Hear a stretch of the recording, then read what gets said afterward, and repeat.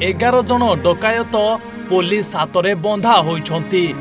एही 11 जन अपराधी जिला और जिला बाहर अपराध घटाउथुले। एने पुलिस पाखरे गोटिए पर गोटिए अभियोग हेउथुला आउ पुलिस रो मध्य टेंशन बढ़िथिला।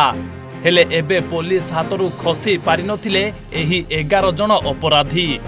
एबे बंधा होइछंती समस्त अभियुक्त। एही देखंतु धाड़ी की धाड़ी थुआ जाइछि खंडा आउ ता सहित बंधुक भी थुआ जाइछि। खाली बंधुक थुआ जाइछि ताहा नुहे, बंडल बंडल मध्य टंका थुआ जाइछि।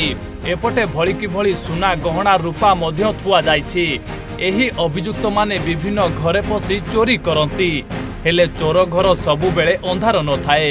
एबे पुलिस जनक परे जणे अभियुक्त को गिरफ करिछि। सूचना मुताबक पुरी जिला और जिला बाहर एमाने अपराध घटाइथिले।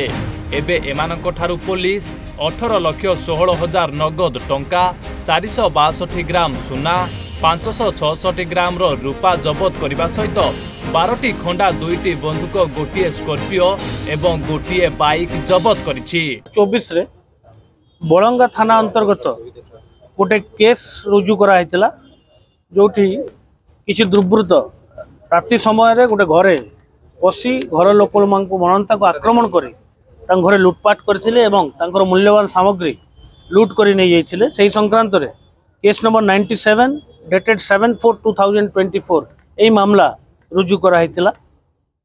एही मामलार तदंत जारी रखिला बेले आमे जानिबा को पाइलु जे समान ढंग रे कोणार्क पुलिस स्टेशन रे 20/2/2024 रे एवं अस्तरंग पुलिस स्टेशन रे 27/1/2024 रे समान ढंग रे एही प्रकार रो क्राइम हेइची।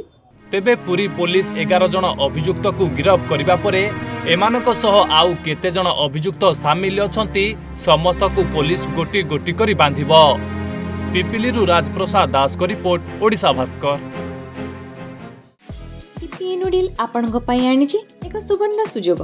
एबे डेरी काहेकि निजर विद्युत बिल पैठ करी भाग्यशाली विजेता हुअन्तु। धन्यवाद।